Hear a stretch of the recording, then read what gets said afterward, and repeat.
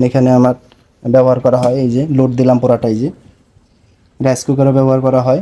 এটাও কিন্তু 1500 ওয়াট, ঠিক আছে, এটাও 1500 ওয়াট, যদিও আমার 2000 ওয়াট ধারণ ক্ষমতা, এখানে 1500 ওয়াট নিচ্ছে এবং ফ্রিজে নিচ্ছে 200 ওয়াট, 200 থেকে 300 ওয়াট। তো 1800 ওয়াট থেকে 2000 ওয়াট আমার বাসায় লোড আছে, লোড কিন্তু খুব সুন্দরভাবে চলতেছে। একসাথে সবগুলো লোড দিয়ে দেখালাম আপনাদের।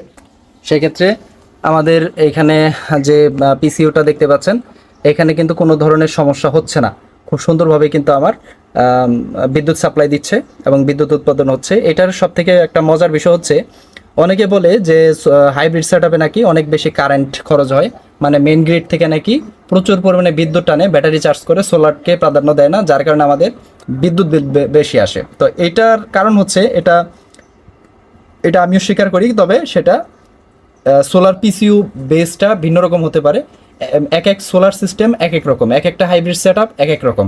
আমি এটা থেকে যে মজাটা পাইছি সেটা হচ্ছে, আমি এটার ভিতরে মেন গ্রিডের যে বিদ্যুৎ সাপ্লাইটা সেটা বন্ধ করে দিছি, অর্থাৎ এখান থেকে যে লাইনটা আমি মেন বিদ্যুৎ থেকে নিয়ে আসছি, এই লাইনটা কিন্তু আমার বন্ধ করা আছে, দেখতে পাচ্ছেন এই যে বন্ধ করা আছে লাইন।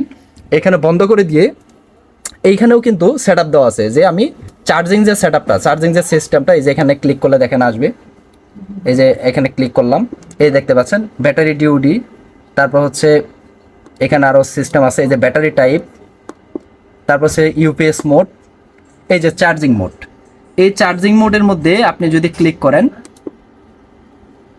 এই চার্জিং মোডে যদি ক্লিক করেন, এখানে কিন্তু আপনি এই যে ব্যাটারি টাইপ সহ, এই ডিউডি সহ সব কিছু আমরা যেগুলো দেখতে পাচ্ছি, চার্জিং যে মোডটা, এই মোডের মধ্যে যদি আপনি এখানে একটা ক্লিক দেন, তাহলে কিন্তু আপনি এখানে দেখতে পারবেন যে চার্জিং ইনেবল।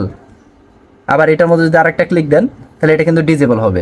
কারণ মেইনস লাইন থেকে যখন আপনার, অর্থাৎ জাতীয় গ্রিড থেকে যখন কারেন্টের লাইনটা এখানে আসবে, আপনার কিন্তু কোনো বিদ্যুৎ এটা নিবে না, মেইন গ্রিড থেকে কোনো ধরনের বিদ্যুৎ নিবে না, সম্পূর্ণ সোলার পিসিও থেকে ব্যাটারিগুলো চার্জ হবে, মেইন গ্রিড থেকে একটুও লাইন নিবে না।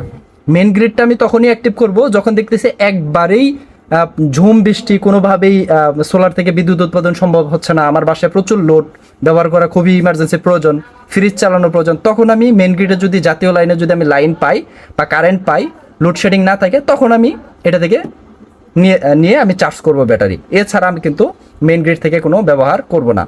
তা আশা করি সকলে বুঝতে পারছেন। তো সকলে ভালো থাকবেন, সুস্থ থাকবেন।